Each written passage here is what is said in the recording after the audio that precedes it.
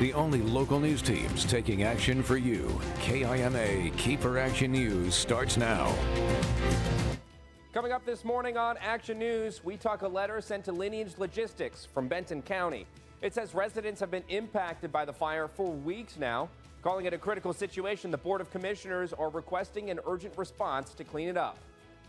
And it's time for the Tri-Town Get Down, another three-day music festival happening this weekend. More than 100 acts from all over the region and some from a bit farther are expected to bring the heat during the heat starting today. We'll hear from organizers and talk other events happening this weekend.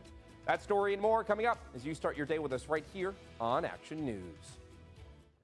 Good Friday morning, everybody. I'm Dave Furtado. And I'm meteorologist Jefferson Donovan. And Jefferson, as we break out into the weekend, things are going to be pretty fantastic, albeit on the warmer side of things. Yes. As we head on in through the next couple of days, what's the main headline outside of the heat? Or is that the only thing we're thinking about? That's really kind of the only thing we're thinking about, although I will say that on Sunday we're going to be watching some thunderstorm chances along the Blue Mountains. We'll talk more about that with the Storm Tracker Futurecast much later in the newscast. But right now we're going to start things off by looking out at the Tri-Cities weather cam. I had some questions asked to me just before the show, saying, are those clouds we're seeing? Is that some smoke from the fire? Well, we're not seeing any clouds in the sky, but I think it is kind of a combination of just some light air pollution as well as some smoke still from the Lineage Logistics fire. Adding to these kind of hazy concerns this morning. But we're not looking at clouds in the sky. It's 54 degrees, so a fairly mild morning. This afternoon is going to be quite warm. Here's a look at your weather headlines today. Sunny skies and very warm on this Friday. Highs will top out in the upper 80s to low 90s around the region. Tomorrow is when the current heat wave is going to peak. Albeit temperatures tomorrow are actually trending cooler than if you joined us yesterday, so we'll dive deeper into that. And then clouds return on Sunday again with even that small chance of thunderstorms along the blues. We'll talk more about all three of these weather headlines coming up. Thanks, Jefferson. We begin this morning in Pasco. Firefighters there are working to determine what started a house fire yesterday afternoon.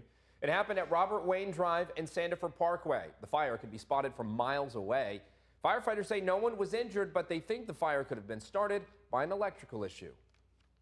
And while the Lineage Logistics fire continues to smolder in Findlay after 7 weeks, Benton County commissioners have told the company they need to speed up the cleanup.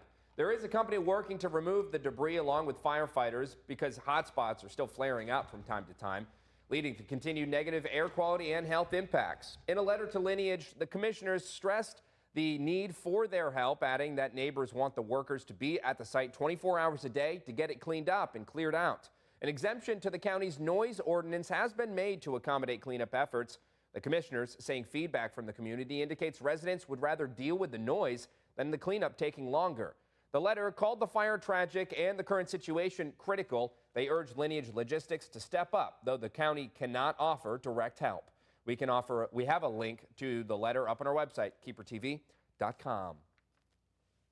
And many parts of the Yakima Valley are dry right now, but state climatologists say forecast models are suggesting conditions may not get extremely dry this summer. A statewide emergency drought was declared nearly 2 months ago due to a higher than average winter temps and less precipitation. This means less snow runoff and less water coming to fields in the valley for farmers to grow their crops. When it comes to summer conditions, state climatologists say the models show conditions not improving, but also not getting extremely worse. We could be on the warm side, not to an extreme sense, and with regards to precipitation, I would say let's wait and see. Climatologists also mentioned the transition to La Nina is expected this fall and winter, bringing cooler temperatures and more precipitation. Set to take the stage for this weekend's heat wave, the Tri-Town Get Down. The three-day event, which will feature more than 100 musical acts ranging from local artists to artists as far away as Nova Scotia and Thailand, begins later today. Organizers spoke about what guests can expect as well as what a successful turnout could mean for the future. If you want to continue to see cool things happen in Tri-Cities and you want to see more festivals and more concerts, more, celebrations of what we are, whether it be with STEM or Latin or our agriculture community, this is all for Tri-Cities, and we need Tri-Cities to come out and support it. Tickets are still available and can be purchased at John Dam Plaza or the Uptown Theater. For more information on the Tri-Town Get Down, they can be found up on our website, KEPRTV.com. Scientists from across the country are in the Tri-Cities this week showcasing the latest advancements in technology.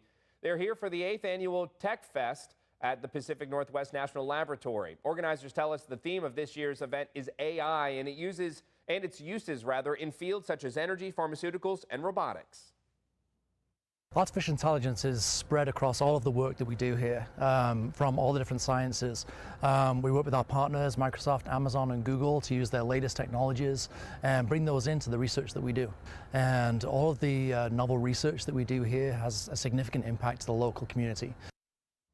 Leaders say the event helps connect scientists and researchers with the latest discoveries and find ways to integrate AI into everyday life. Also this weekend, Cruise the Ave is set to return to Yakima. The event will be held the second and third Saturday of each month from June to September, starting this Saturday, the 8th, from 6 to 10 p.m. During Saturday's cruise, the Vintiques Car Club of Yakima will be running a pet food drive from 6 to 9 p.m. at Coffee Cravings.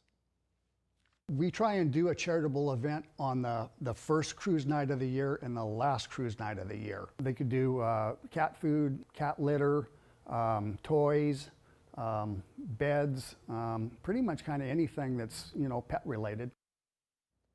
Herber adds to avoid burning tires, loud horns, speeding, and tailgating when participating. We'll have the dates and times for all of the Cruise the Ave events up on our website, KIMATV.com.